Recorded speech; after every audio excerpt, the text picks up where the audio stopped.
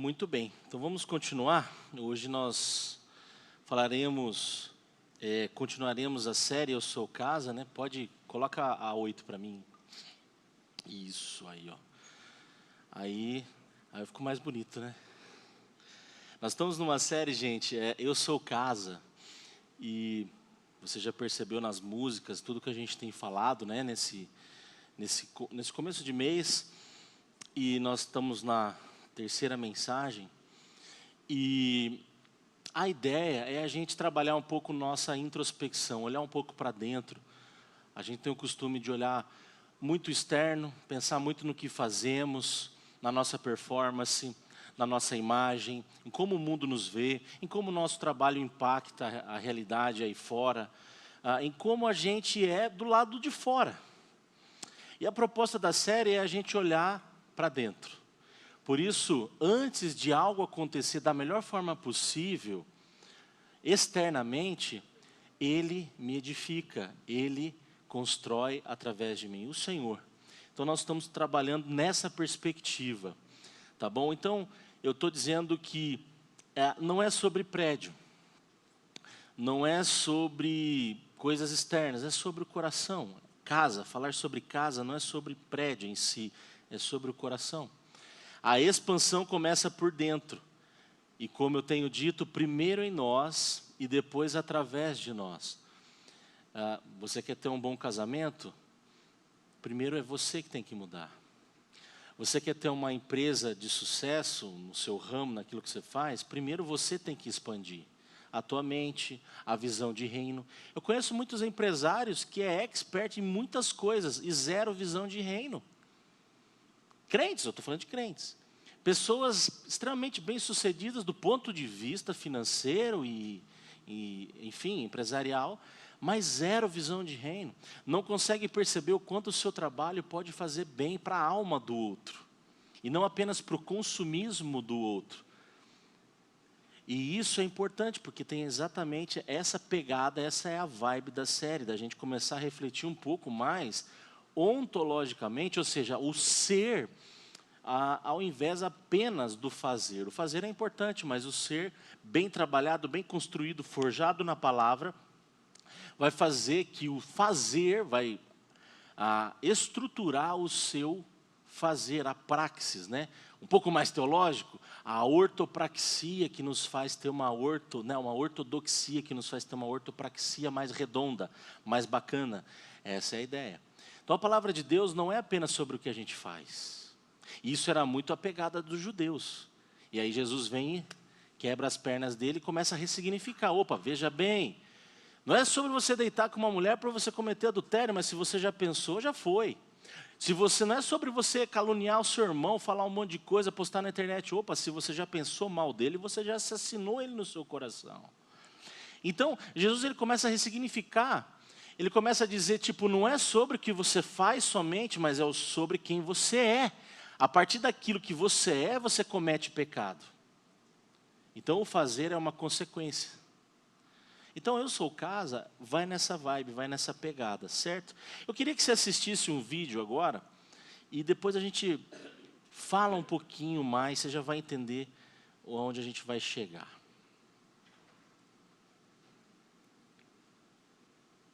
Não acho isso bom. Samantha Petraglia, de 11 anos, e a mãe dela ainda estão tentando trazer essa planta morta de volta à vida, depois que a classe do 5º ano a matou, e não com bondade.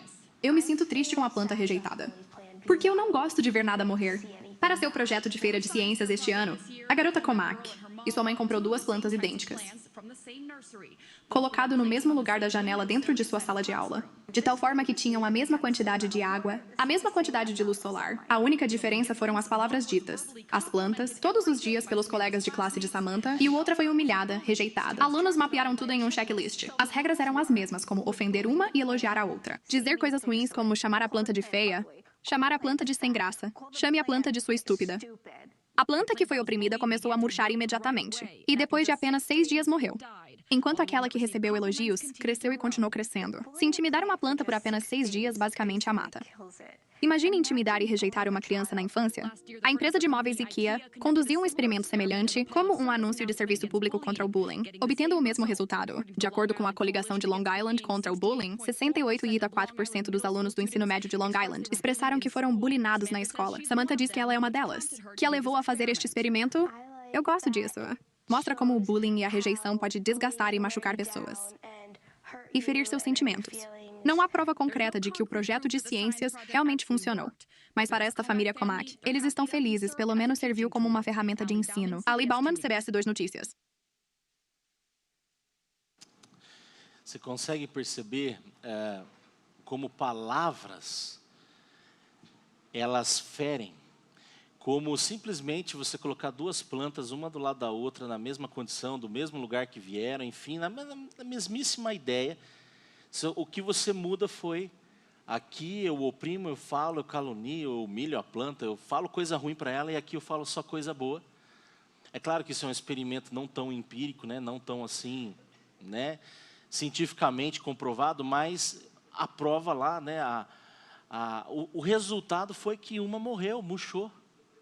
Só com as palavras, porque a vibração, o ambiente, aquilo que a gente é como pessoa, ao chegar perto daquilo, foi murchando, murchando, murchando, enquanto a outra continuou crescendo. E hoje eu quero falar um pouco sobre isso, casa que cura não fere, mas é interessante esse experimento, eu comecei a pensar sobre isso, porque onde eu quero chegar? Às vezes, muito daquilo que a gente vive hoje, como adultos, tem muita relação na nossa infância, tem muita relação de coisas que vivemos no passado, de como as pessoas nos trataram e a gente não se curou. De como a gente foi rejeitado quando era criança, de como a gente recebeu uma palavra de você não presta, moleque, você é uma insignificante. Menina, você não consegue nem lavar uma louça, você não consegue passar uma camisa direito, você não sabe fritar um ovo. E às vezes a gente olha para isso e fala, nossa, mas isso é tão pequeno, mas tem pessoas que guardam isso, ainda na infância, na sua adolescência, e chega na fase adulta, não sabendo e percebendo que precisa de cura, rejeição, descarte. E isso é um tema que eu quero falar com a gente hoje, sobre isso. Então não é sobre plantas, é sobre nós. E se a gente fosse ser sincero, todos nós carregamos algum tipo de ferida, todos nós. Cada um de nós aqui, se eu falar, levante a mão quem não tem ferida, pô, ninguém vai levantar a mão. Agora, quem tem ferida, levante a mão. Toma aqui. Todo mundo. A vida é feita de tropeços, a vida é feita de pais e mães que não foram perfeitos, e avós que também não, e assim por diante, porque o pecado, ele está aí. Não é? E isso, a gente precisa aprender a lidar com essa frustração também. Então, muitas coisas vêm da infância. E a psicologia vai tratar isso muito, né, com Freud, por exemplo, que foi o cara, né, que falou muito sobre essa perspectiva.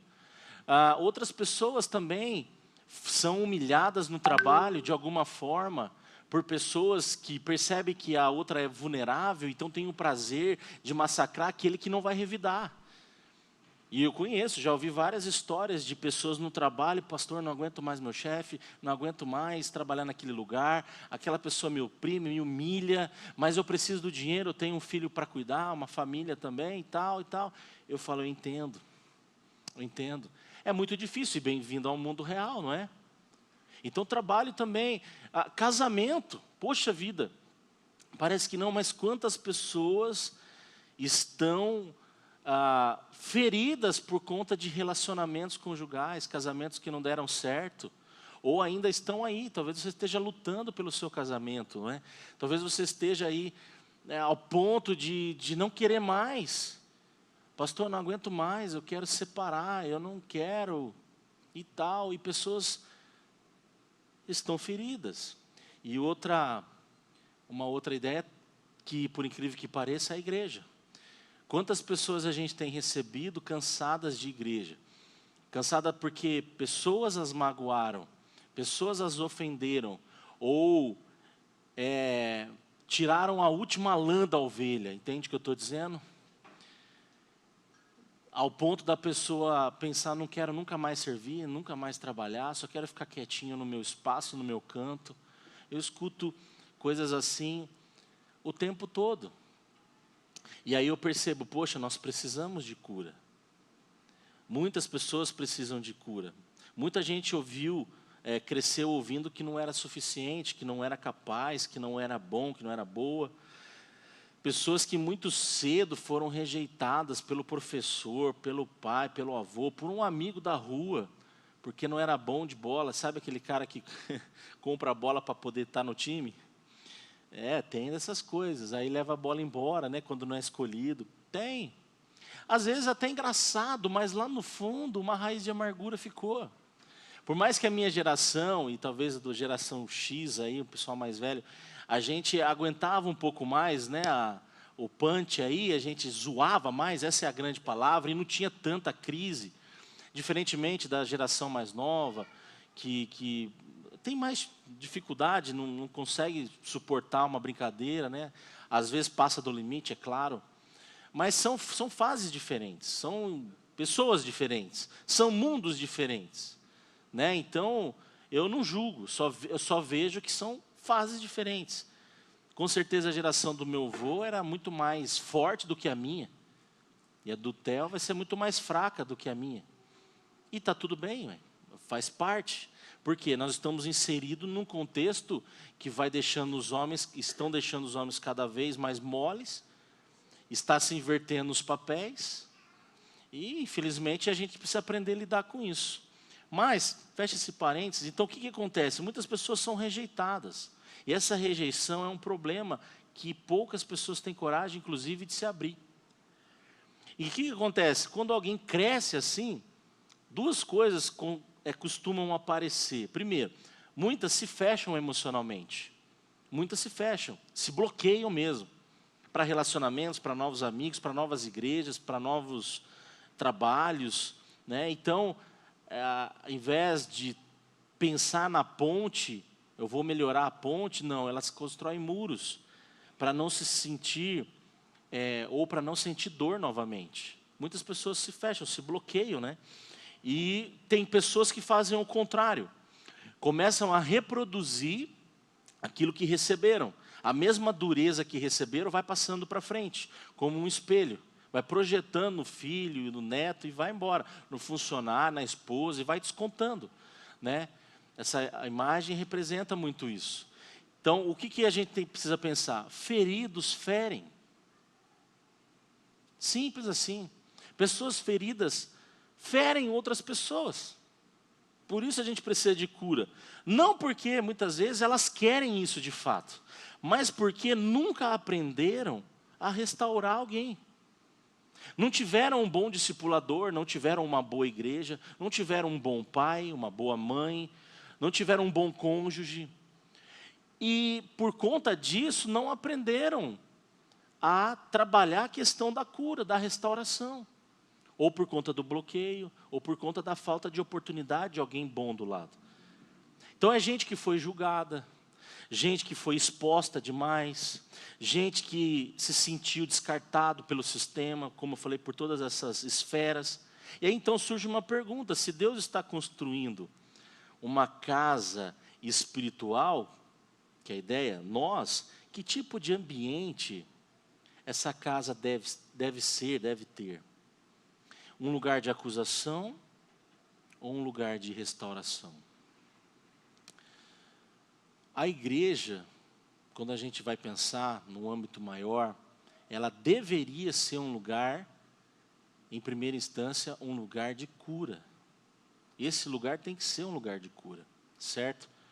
Porque o Evangelho não cria tribunais espirituais. Quem cria são pessoas cristãs que se acham donas da verdade. É diferente. São pessoas que porque talvez tenham um pouco de teologia, acham que pode apontar o dedo para o outro. São pastores despreparados que falam, Deus está me revelando, não está revelando coisa nenhuma, porque o que está revelado está na palavra, e usam do nome de Deus de forma equivocada e errada e errônea, para oprimir ainda mais aquele que está ferido. E como eu vejo isso? Infelizmente. E é triste porque a pessoa vem para a igreja, num aspecto de buscar a cura, e ela sai ainda mais machucada. Isso é extremamente sério e triste. Mas esses pastores vão dar conta. Vão dar conta. Vão dar conta, porque a Bíblia fala que ai daqueles que desviar. Uma das minhas ovelhas, dos meus pequeninos e assim por diante. Então a tensão que é gerada é que ambientes espirituais não deveriam ser lugar de peso, mas um lugar de alívio. Mas às vezes o que a gente vê é mais medo, mais opressão. Por quê? Há pessoas que não se sentem mais seguras em compartilhar, em admitir suas lutas. E aí, ao compreender o evangelho de forma errada, acham que tem que ser o super crente, a Mulher Maravilha e assim por diante. Então, ao invés de cair a máscara e ser vulnerável, começa a se gerar uma cultura errada. De que o crente não sofre, de que nós não podemos abrir o coração, de que quem confessa para o padre é só o católico, e que a gente não precisa de aconselhamento, de que a gente não precisa de um líder, e aí a gente vai gerando uma cultura de mais bloqueio, de mais fechamento. Precisa se manter uma imagem espiritual. E isso a gente vai criando ambientes tóxicos, pesados, onde a gente não pode falar a verdade. E isso tem sido uma realidade nos tempos modernos. Ambientes onde as pessoas escondem suas quedas. Ambientes onde as pessoas escondem suas dúvidas. Tem medo de perguntar. Tem vergonha. Porque talvez está na igreja há 20 anos, não entende um tema. Será que eu vou perguntar? O que o pastor vai achar? O que o presbítero vai pensar? Porque eu estou 20 anos na igreja e eu nunca tirei essa dúvida. Bobeira, não é? Mas é a realidade, esconde suas dores também, pessoas que não conseguem se abrir com ninguém. Mas deixa eu falar, isso nunca foi a vontade de Deus. A vontade de Deus foi sempre que a gente pudesse orar uns pelos outros. Que a gente fosse casa, acolhimento uns para com os outros.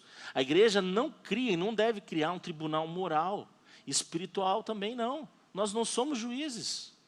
Nós apontamos para a cura, nós apontamos para Cristo. A igreja, ela cria ambientes de restauração. Não um ringue. Não é um lugar de pancadaria. De nenhum aspecto. É exatamente isso que o apóstolo Paulo vai ensinar aos Gálatas. E a gente vai ler. Olha só. Irmãos, se alguém for vencido por algum pecado, vocês, olha o pressuposto, vocês que são guiados pelo Espírito, não é sugestão, devem, com mansidão, ajudá-lo a voltar ao caminho certo. E cada um cuide para não ser tentado. Isso aqui faz a gente vestir a camisa e a nossa responsabilidade, e não terceirizar para o pastor, e não terceirizar para o líder. Você tem essa responsabilidade. Nós todos, como igreja, temos essa responsabilidade. E o contexto aqui, né, ao final da carta de Paulo, aqui a gente está no capítulo 6, né, ele está ensinando sobre uma vida no Espírito, que ele vai ensinar no capítulo 5, né, quando ele vai falar do fruto do Espírito. E a gente lembra lá, né, o fruto do Espírito. A mansidão, temperança, bondade. Então, após ele ter ensinado o fruto do Espírito, ele está indo para a prática aqui. Então ele está partindo de um pressuposto que somos cristãos, de fato. Então ele mostra como uma comunidade cheia do Espírito deve tratar o pecado, o sofrimento, a dor, a rejeição e outros problemas uns dos outros. Essa é a dinâmica dentro da igreja. Então olha só, se alguém for vencido, a palavra aí, né, no original, que é prolempte, a ideia de vocês que são espirituais, que andam, né, no Espírito, mas a ideia é se você for surpreendido, se acontecer de pecar, qual que é a ideia? A maturidade espiritual se manifesta em restauração e não em condenação. Por algum pecado, vocês que são guiados pelo Espírito devem com mansidão. Então, há um modo do como a gente deve fazer, ó. E aí o catarzo, né, que é a ideia que ele vai falar aí, do ajudar a reconstruir, a mostrar o caminho, o catarzo, ele usa aquela linguagem, sabe quando o pescador está consertando as redes, a rede está furada, rasgada? Então é a ideia de trazer de volta, é um restauro, não é? De você arrumar as redes, de você trazer de volta ao normal. Ajudar a pessoa a voltar no ponto antes. Ela está no B, vamos voltar para o A, eu vou ajudá-la a voltar. Então, essa é uma ideia, é um objetivo não punitivo, mas restaurador, né? Trazer alguém à condição saudável. E continua, né? Olha lá, com mansidão, que é o prauteza, aí a ideia, não é com fraqueza, não é mole, não é com mansidão. É sobre o controle do Espírito. É eu ser, de fato, uma pessoa piedosa junto àquele que está sofrendo. Não é com um ar de superioridade, com um ar de arrogância, não. É eu sentar de fato, abrir o coração, pô, a pessoa do meu lado, não, vem aqui, estamos juntos. Amizade, algo verdadeiro, algo com nobreza. É nesse espírito que Paulo está dizendo. Mas ainda depois ele vai dizer, cuide-se para também não ser tentado. Não é? Cuide, Paulo vai falar, ó, Paulo vai lembrar, quem restaura também é pecador. Por mais santo que o cara seja, por mais de oração que aquela mulher seja, por mais teólogo que o pastor seja, por mais bom que você seja, em qualquer aspecto, crente que seja, você também é pecador. Então a gente não pode perder isso de vista e baixar a bola. Nós somos iguais, certo? Isso destrói vários erros, como a arrogância, a tolerância permissiva, a gente, né, não considerar a humildade, não considerar a santidade. Então, olha só para onde Paulo começa, só o versículo 1, hein? Só o versículo 1, quanta teologia, quanta coisa tem para a gente trabalhar a questão da restauração. Mas aí ele vai dizer também da gente carregar os fardos uns dos outros. 2, ajudem a levar os fardos uns dos outros e obedeçam, desse modo, a lei de Cristo. Você não foi e não deve carregar os seus problemas sozinhos, tá? Mas você também não deve deixar o seu irmão, a sua esposa, o seu amigo, carregar o fardo dela, sozinho. Isso pressupõe para nós que a gente não pode ser passivo na missão. O que Paulo está dizendo, ajudem, é imperativo. O que ele está dizendo é, vocês precisam ser proativos. Você está vendo alguém sofrer, ajuda. Estenda a mão. Não fica só olhando. Eu vou orar. Né? Tem muita gente na hipocrisia, não, vamos orar, pastor. Vamos orar e faz, pio. Orar, você tem que orar todo dia, toda hora, todo momento. Agora tem que fazer. O problema é que não se faz. O problema é que a gente fica com a mão amarrada. A mesma história, lembra do bom samaritano? Eles conheciam a lei, levita, sacerdote, ninguém estendeu a mão. Passou o samaritano para estender a mão. Então, o ser precede fazer nesse aspecto. Então, eu entendo a teologia, eu entendo tudo, agora eu vou fazer. E eu preciso fazer entendendo o pressuposto. Senão eu faço com arrogância também. Eu faço do jeito errado. Eu faço buscando glória para o meu nome. Eu faço tirando selfie. Não é isso. Levar os fardos é carregar junto um peso pesado. Está aí, ó. Né? Pesos que a pessoa não consegue carregar sozinha, não dá conta. É importante a gente olhar a lei de Cristo aqui. Qual que é a lei que ele mais nos ame a Deus acima de todas as coisas? Teu próximo como a ti mesmo. A lei se resume a isso. Amem uns aos outros, como eu os amei. Não está falando da lei de Moisés. Está falando de um princípio que Cristo estabeleceu quando ele resumiu tudo. Não é legalismo, é aquele amor que se doa. E o amor que se doa, quando a gente olha, é o ágape, é o sacrificial. Consegue entender? Então, pessoas estão com problemas de rejeição, coisas e vários problemas, porque a gente também não se mexe. Às vezes a pessoa está bloqueada mesmo, é um fato.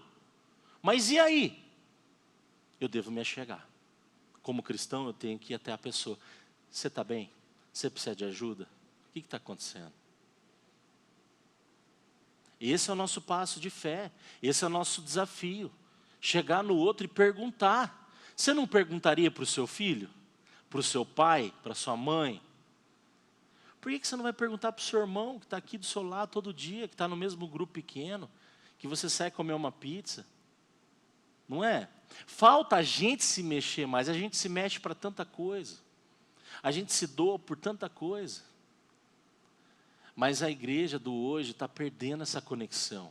Esse senso de corpo, de família. A gente não cantava? Somos corpo e assim bem ajustado, totalmente ligado, unidos, vivendo em amor uma família. Olha quanta coisa bonita a gente cantava, né? Sem qualquer falsidade, vivendo a verdade. Só que a gente às vezes parece que fica até encabulado, fica até um meio com vergonha. Ai não, pastor, não sei o quê. Não, gente, nós somos corpo, nós somos a noiva. Nós somos um. Jesus morreu na cruz para a gente se unir. Ninguém é melhor que ninguém. E aí Paulo vai dizer, e cumprireis a lei de Cristo. A lei de Cristo. Certo? Então a casa que cura não fere. Esse é o princípio que a gente tem que entender. Se ela tem como pressuposto, se Deus quer construir em nós uma casa que cure o outro, que abençoe a nossa casa, o nosso trabalho, onde quer que a gente ser essa casa de cura, não dá para ser ao mesmo tempo uma casa que fere.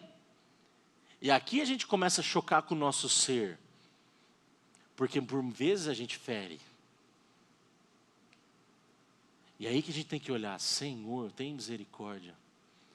Eu não quero ferir, eu quero curar. Consegue entender? Essa é a vontade de Deus para nós. E aí quando a gente vai ver em Gálatas, né, vamos fazer um resumo aqui. A igreja é uma comunidade de restauro, de restauração. A igreja não é um lugar de ferir, não é um coliseu, não é um ringue, um campo de batalha, não.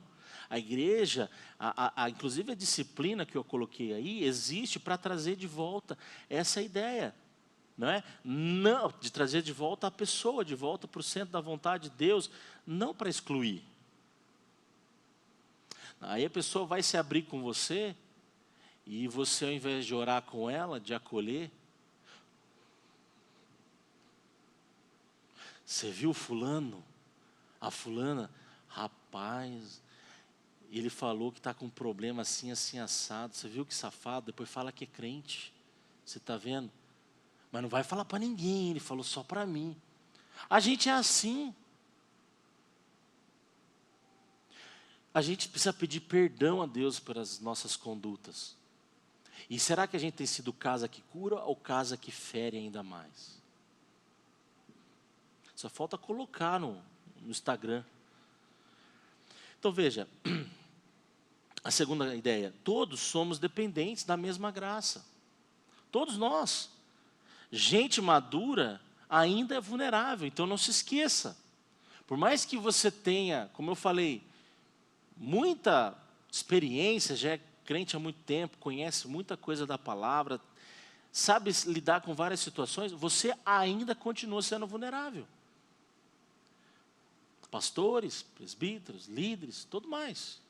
Né? E quando caem, é justamente porque se esquece de que continua vulnerável. Você pode ser a fortaleza que for, você continua vulnerável. E o inimigo vai tentar te derrubar ainda mais. Então, aqui ó, cristianismo não é algo individualista, porque isso é um pressuposto muito ocidental, muito século 21. Cada um por si, individualismo, um egocentrismo. Então, a gente começa a achar que eu posso ser um cristão individualista, eu vivo sozinho a minha fé. Não. Nós temos que compartilhar de tudo que nós temos. A comunidade cristã saudável, ela compartilha as cargas, compartilha as alegrias, compartilha o pão, a ceia, compartilha as vitórias, as lutas, as alegrias. Esse tem que ser o nosso pensamento. Comunidade, por isso que nós chamamos comunidade movimento. Tem a ideia de sermos o plural. Então veja, a cultura moderna ela vai promover o quê? Isolamento, individualismo, o que mais? Julgamento público inclusive, né? A era do cancelamento. Isso é o que a cultura faz, mas o evangelho é o contrário. O evangelho propõe restauração, cuidado, comunhão. Se você procura isso, você está no lugar certo. Se você procura restauro, cuidado, comunhão, você está no lugar certo. Pense assim. Veja, vamos pensar um pouco mais, ampliar e aprofundar. Jesus é essa casa de cura que nós destruímos na cruz. Jesus foi destruído por nossa causa na cruz. Essa casa de cura, que era o nosso Senhor, foi destruído, nós a demolimos. E é legal que Jesus, quando ele estava diante ali dos fariseus, ele chegou a falar isso. Ele falou, em 3 dias eu vou destruir o templo, em 3 dias eu vou reconstruir. Eles não entenderam, que ele não estava falando de parede, que Jesus estava falando dele. Ele estava falando dele, eu sou a morada, eu sou a casa, eu sou o templo, eu sou o que vocês precisam. E Jesus estava falando que em 3 dias, ou seja, ele ia morrer e ia ressuscitar. Então, quando a gente olha para esse movimento, não é? Jesus é a casa que nós destruímos, nossos pecados demoliram a Cristo, mas o Pai reconstruiu no 3º dia. Quer dizer, aqui que está o centro do Evangelho. Pensa, Deus, ele pode, inclusive, nos expor a qualquer momento. Deus pode fazer isso. Deus pode nos expor. Deus pode mostrar para todo mundo quem a gente é, a nossa podridão. Já pensou? Jesus começasse a passar no telão aqui o pecado de cada um de nós? Será que ficaria alguém aqui dentro até o final? Será que todos nós conseguiríamos ficar aqui dentro, olhando, todo mundo vendo o podre de todo mundo? Mas Ele não fez isso. Ele expôs Jesus no nosso lugar. Toda a vergonha foi Cristo que levou. Toda a nossa vergonha, Jesus levou na cruz. Já parou para pensar nisso? Toda a vergonha mesmo. Sabe quando você fica com vergonha? Jesus carregou a vergonha do cosmos, de todos, de toda a criação, na cruz. A gente precisa se arrepender dos nossos pecados. Jesus poderia ter nos descartado. Simplesmente, não preciso de vocês para cumprir a missão. Poderia, como pode. Mas Deus moeu a Jesus. Ele moeu o seu filho, não moeu a gente. Isso tem que te constranger, nos constranger. Ele poderia ter nos tratado com justiça imediata, por exemplo. Deus poderia fazer assim e acabou. Mas Deus, Ele é tão paciente, tão tardio em se irar, como vai dizer a palavra, que Ele trouxe Jesus para sofrer no nosso lugar, para a gente não morrer imediatamente e gerar em nós a salvação. Nos dá uma nova chance, uma nova vida. Você consegue entender como Deus é bom? Como Ele deseja que nós sejamos essa casa como Jesus foi. Assim como nós demolimos Jesus, pessoas vão nos demolir também.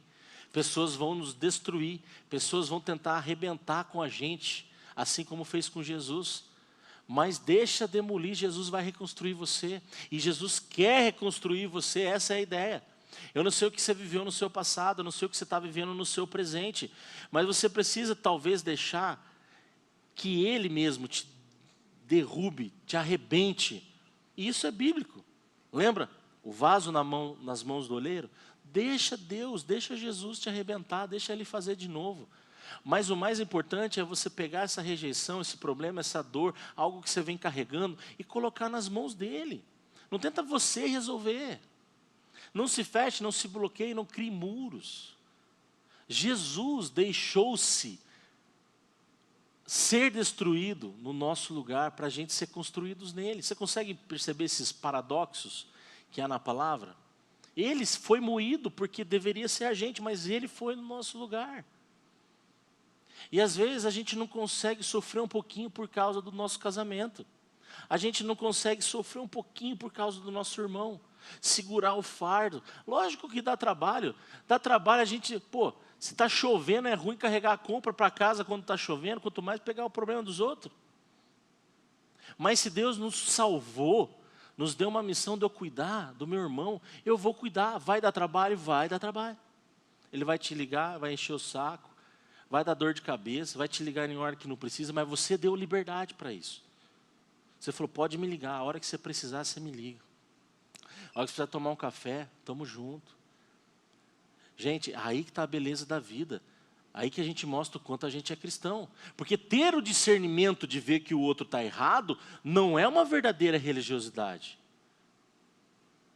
Eu consegui ver que o outro está na lona por conta da minha teologia, por conta de que eu consigo fazer uma boa leitura, isso não é necessariamente eu ser um cristão verdadeiro.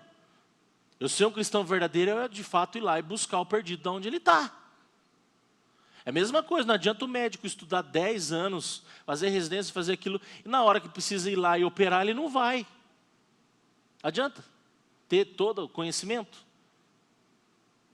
Não, vamos operar por EAD. Apesar que já teve coisas assim, mas não vem ao caso.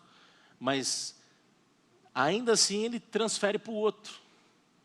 Transfere para alguém que não tem a capacidade de fazer. Não, não é essa a ideia. A ideia é você estar ali resolvendo o problema. Deus te deu capacidade, inteligência. E Deus te deu dons, talentos, tudo isso para você fazer algo. Não é para você guardar para você. Então, Cristo, Ele não veio para condenar os pecadores. Ele veio para salvar os pecadores. Por que eu estou querendo condenar, se nem Cristo condenou? Ele veio restaurar, salvar. Não é assim que a gente cantava? Deus enviou teu filho amado para morrer em meu lugar, ou para salvar e perdoar, tem várias versões. Na cruz sofreu por meus pecados, e aí vai. Essa tem que ser a nossa perspectiva, de também restaurar o outro.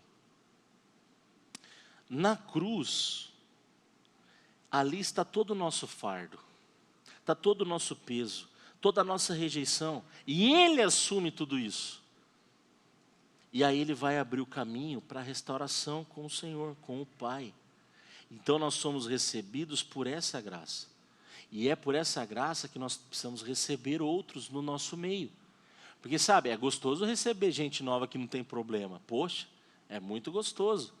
Receber gente pronta, gente que entende a missão, gente que sabe fazer as coisas, gente que não tem problema com contribuição, que não tem problema com servir. É bom. Mas a igreja, na verdade, vai receber mais gente cansada, mais gente arrebentada, mais gente precisando de cura do que a gente imagina. É que ela está bloqueada e ela não falou. E eles não conseguem falar. Essa é a verdade. Olha isso. Se Deus está nos transformando em casa espiritual, que tipo de ambiente minha vida cria ao redor de mim? Se a tua volta é só caos, você precisa olhar para dentro de você mesmo. Que casa que eu estou sendo? Se tudo à minha volta é uma desgraça, é um caos. Minha esposa não gosta de mim, meu filho não gosta de mim, meu chefe não gosta de mim, meus clientes não gostam de mim, ninguém gosta de mim. Peraí, todo mundo não presta, só você que é bom? É bom dar uma olhada no espelho para ver se não tem alguma coisa errada. Eu estou acolhendo ou rejeitando pessoas? E para a gente pensar aqui, quando alguém está perto, ou alguém erra, está perto de você, quando a pessoa erra, qual que é o seu primeiro, quando alguém erra perto de você, seu primeiro impulso é julgar ou ajudar? Pensa aí, qual que é a postura que você tem tido? Você sente prazer em apontar as falhas das pessoas? Ou de fato, genuinamente, você quer ver essas pessoas sendo restauradas? Consegue perceber? Porque sabe o que acontece, irmãos? Quem já foi alcançado pela graça, sabe o valor disso. Uma pessoa que foi de fato acolhida em amor, sabe entender o que é a graça, essa pessoa vai estender a mão. A pessoa sabe de onde Deus a tirou. E ela sabe o quanto isso foi transformador, de modo regenerador, de modo que transformou a essência dessa pessoa. Ela pensa assim, não tem como eu não fazer isso pelo próximo. Foi tão impactante o que Jesus fez por mim. Não tem como eu ficar de braço cruzado. Não tem como. E eu lembro do salmista que ele vai falar assim, ele nos tirou de um charco de lodo, de um lugar horrível, e firmou os meus pés sobre a rocha. Salmo 40. Firmou meus pés sobre a rocha, sobre Jesus, apontando para Cristo. E pôs em meus lábios um cântico novo. Qual que é a música da tua vida, da tua história? É murmuração? É reclamação? Nada está bom? Nunca está satisfeito? Conheço gente que está na igreja, nada está satisfeito. Eu não gosto do pastor tal, eu não gosto da música tal, eu não gosto do jeito que o Brunão fala, eu não gosto. Mas você é consumidor ou você é crente?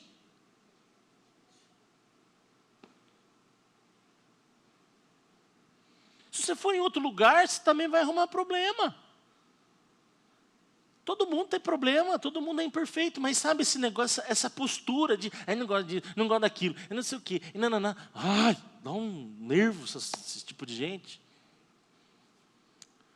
Vou falar para ir lá treinar Muay Thai com o Diego, eu falo, Diego, desconta nessa daí, naquele lá, brincadeira.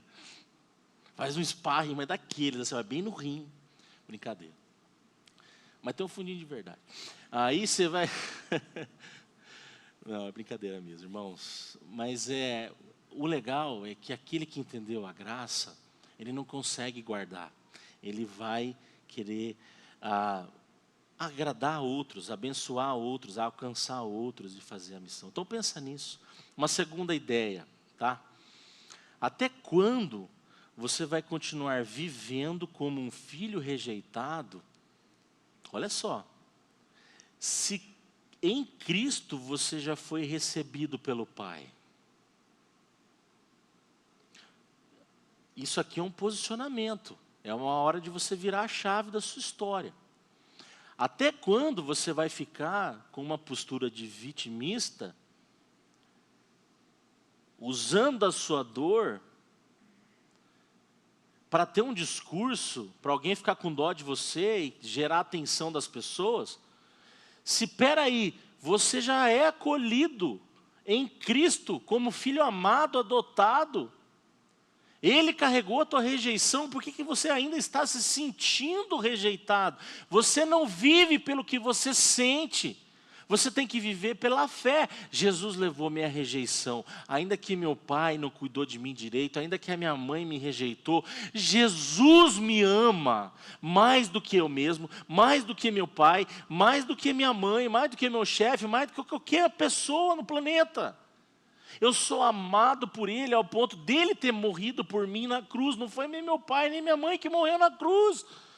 Foi o meu mestre que morreu por mim, eu sou amado, eu sou encontrado nele. Não tem rejeição que o crente deva sentir quando ele entende o Evangelho. Isso é libertador. Então, em nome de Jesus, eu não sei o que você tem sentido, eu não sei o que você trouxe da tua infância, mas você precisa colocar tudo isso aos pés da cruz e entender que Jesus já levou todas essas dores no madeiro. Toda dor.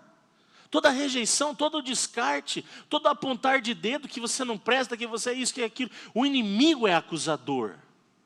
Jesus não. Jesus é casa acolhedora. João 14. Credes em Deus, credes também em mim. Não se turbe o vosso coração, ele vai dizer. Crede em Deus, crede também. Na casa do meu pai há muitas moradas. E eu vou preparar lugar. Você consegue perceber? Quando você não entende a profundidade do Evangelho, você continua sendo dirigido pelas suas emoções. E as emoções, gente, elas são muito frágeis. As emoções nos fragilizam demais. E a gente é guiado pela emoção o tempo todo, a gente compra pelo emocional. Você acha que é razão, né? Vai estudar um pouco de marketing para você entender. Psicologia, neuroliderança, neuromarketing, você vai entender que a gente compra pela emoção. Não é pela razão, não. A gente faz isso em quase tudo na nossa vida. Então, veja, enganoso é o nosso coração, mais do que todas as coisas. Então, pensa, se eu viver pelo meu coração, você também. Agora, quando eu olho pelos olhos da fé, então eu não sou dirigido, gente, pela minha emoção, pela minha rejeição, por qualquer outra coisa, porque se você sabe quem você é em Cristo, pronto, eu sou casa e Ele habita em mim. O Deus, o Criador de todas as coisas, Ele habita em mim. Eu não preciso ser aprovado por mais ninguém. Consegue entender? Como isso é profundo, como isso é libertador. Quem Deus colocou na sua vida para te ajudar? Talvez Deus tenha colocado pessoas do seu lado, aproveita. Deus tem colocado amigos, aproveita. Deus tem colocado mentores, aproveita. Deus tem colocado discipuladores, discipuladoras, aproveita. Ora por mim, vamos estar junto, eu quero ir no seu grupo. Vamos caminhar junto, é junto que a gente caminha. Certo? É junto. Será que a rejeição que você sofreu do seu chefe, do seu pai, da sua mãe, não está definindo a tua identidade ainda? Não pode. O amor de Deus é maior do que a palavra de qualquer pessoa. Ainda que for um amigo muito próximo, que você se decepcionou. Não é mais importante, nem tem mais valor do que aquilo que Jesus falou. Você é meu filho, minha filha amada.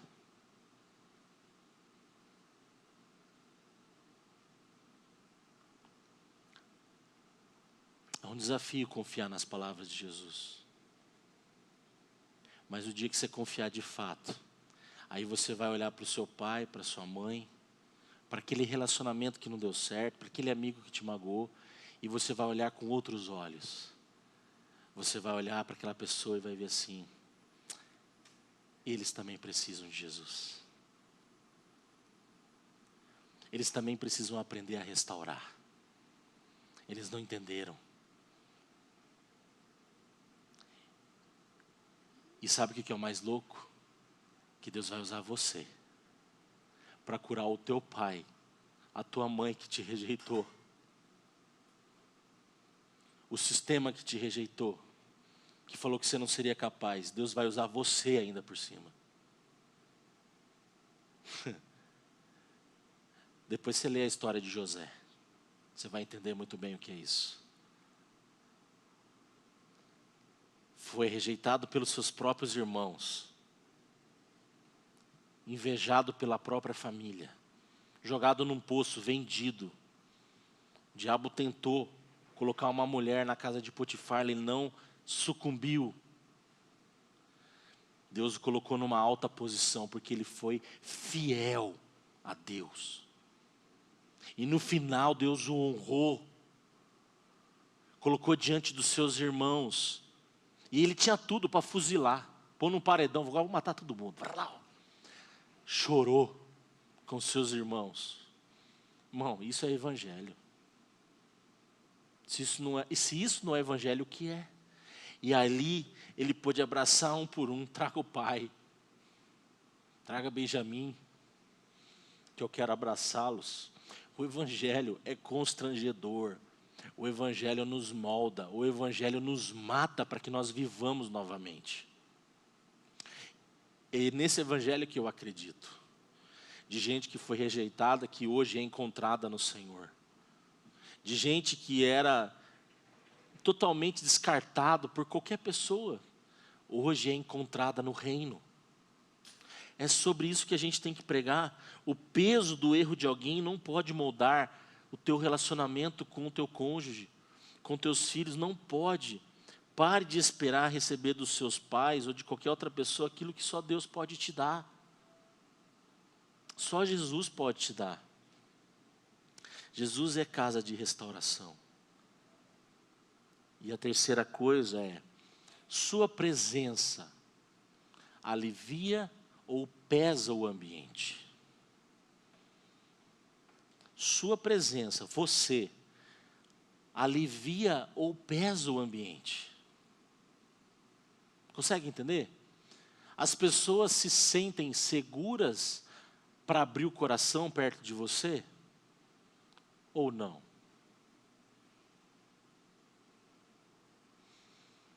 Isso é importante. Isso vai mostrar o quanto você é casa de cura.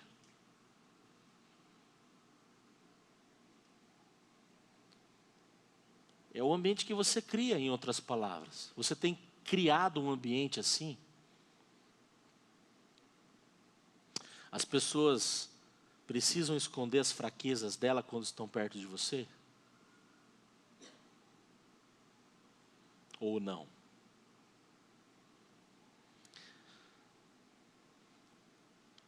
Ambientes curados curam. Assim como feridos ferem, pessoas curadas curam.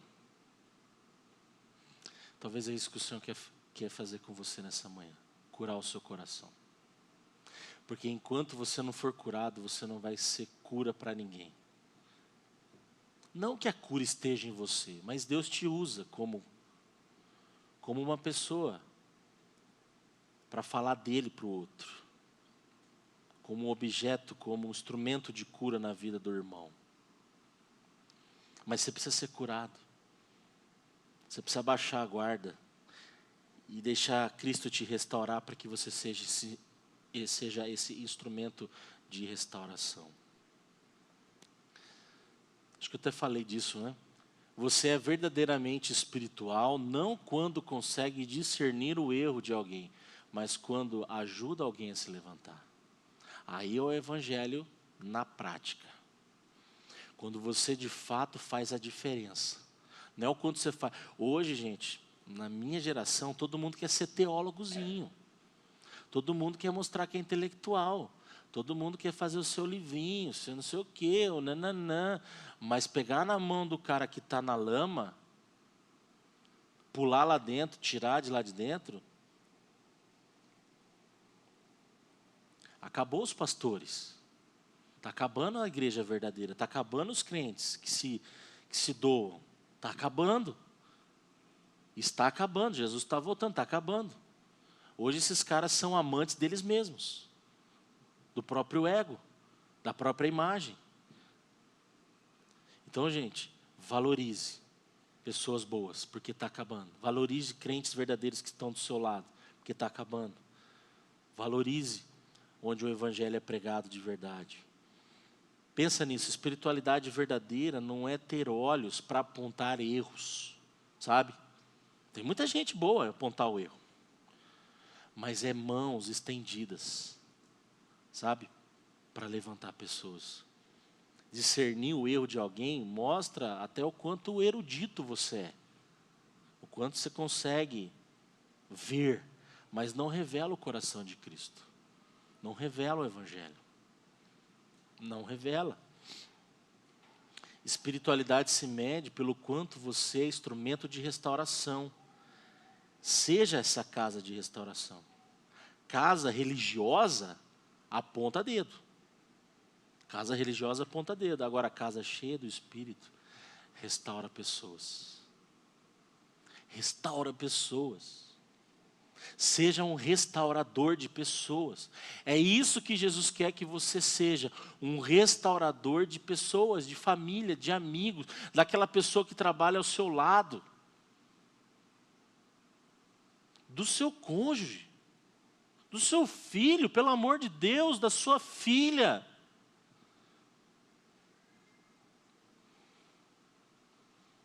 Entende?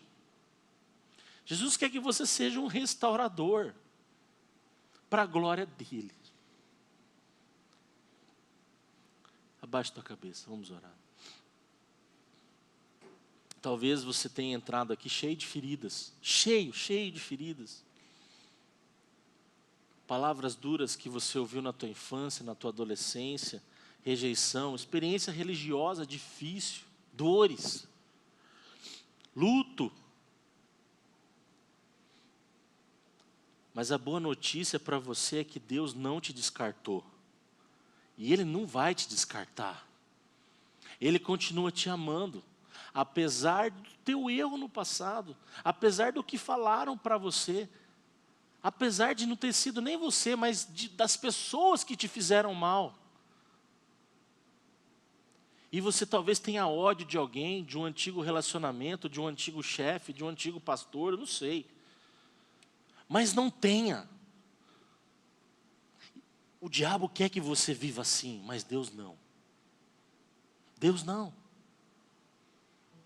Deus não. Ele restaura o seu coração.